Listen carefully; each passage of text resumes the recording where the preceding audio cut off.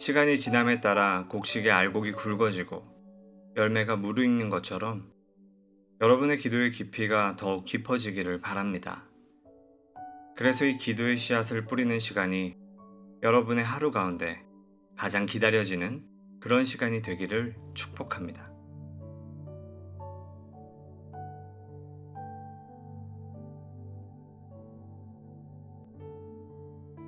열왕기상 3장 25절에서 27절. 왕이 이르되 산 아이를 둘로 나누어 반은 이 여자에게 주고 반은 저 여자에게 주라.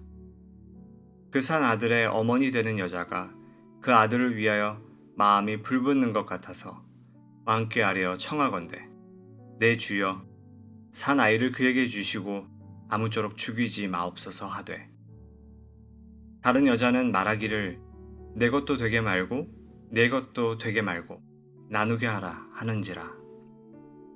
왕이 대답하여 이르되 산 아이를 저 여자에게 주고 결코 죽이지 말라. 저가 그의 어머니이니라 하매. 여러분이 잘 아시는 이 이야기는 바벨론에서 기록되었습니다. 남과 북이 망하고 이스라엘 백성들이 바벨론의 포로로 끌려갔을 때 그들은 자신들의 정체성을 지키고자 역사적 사실들을 수집하여 기록하였던 것이죠. 솔로몬의 재판으로 알려진 본문은 사실 이스라엘에 대한 이야기입니다. 여기에 등장하는 두 어머니는 신랑이신 하나님을 저버리고 타락한 이스라엘과 유대의 운명을 상징합니다. 이스라엘이 다시 살아나기 위해서는 남과 북으로 갈라져 소모적인 논쟁에 빠져서는 안 된다고 말하는 것입니다. 작은 이익이라도 챙기려 하며 나라를 가르는 것은 결국 파멸에 이르는 것이라고 말하는 것입니다. 기억해야 할 것은 아이를 죽이지 말아 주십시오 외친 한 여인의 마음인 것이죠. 솔로몬의 판결처럼 생명을 살리기 위해 자기의 권리를 포기할 줄 아는 것, 그것이 바로 바벨론의 포로로 이끌려간 이스라엘이 다시금 가져야 하는 중요한 마음가짐이었던 것입니다. 오늘을 살아가는 우리에게도 생명을 중요하게 여기는 마음이 필요합니다.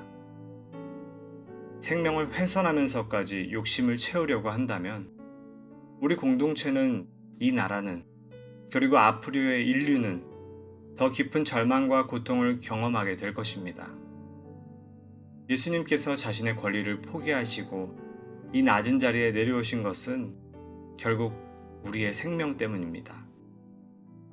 그러므로 이 시간 기도하실 때 하나님, 우리가 이해관계에 따라 살아가는 사람이 아니라 예수님께서 우리에게 보여주신 생명을 살리는 일에 목적을 두고 살아가는 사람들 되게 하옵소서. 함께 기도하겠습니다.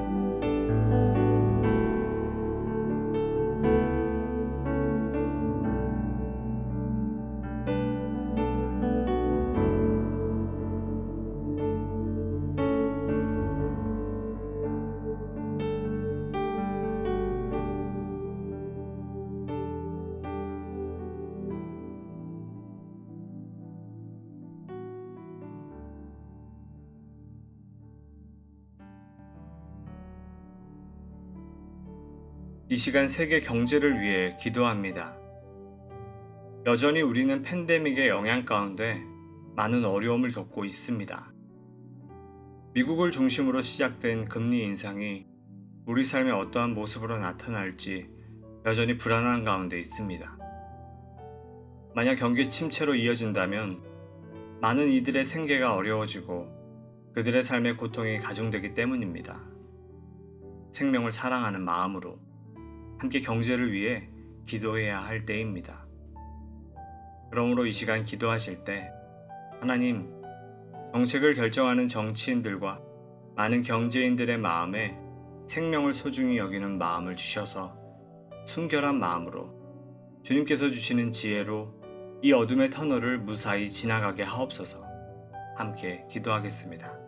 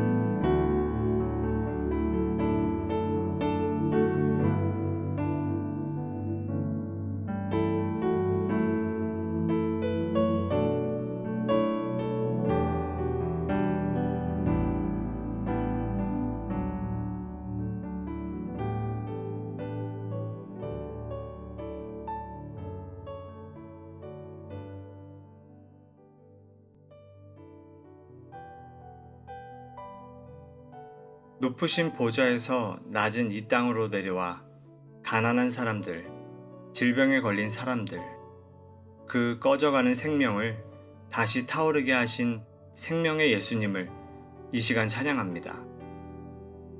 우리도 세상이 강요하는 이해관계를 따르는 매정하고 메마른 삶이 아닌 예수님께서 보이신 생명을 살리는 일에 우리의 삶의 목적을 두고 살아가도록 인도하여 주시옵소서.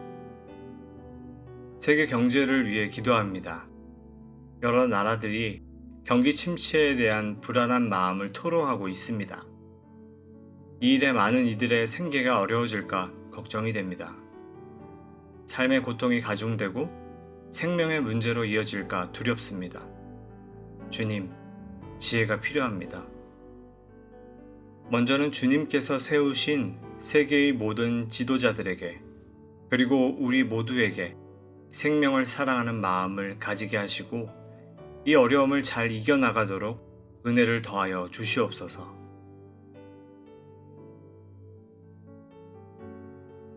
계속해서 주님의 음성에 귀를 기울이기를 원합니다. 하나님께서 우리 마음에 기도해야 할 제목들이 떠오르게 하실 것입니다. 내 마음에 주시는 이름들, 삶의 문제들, 그리고 하나님과 나와의 관계를 놓고 기도하면 좋겠습니다. 이 시간 하나님과 깊은 대화의 시간을 갖도록 하겠습니다.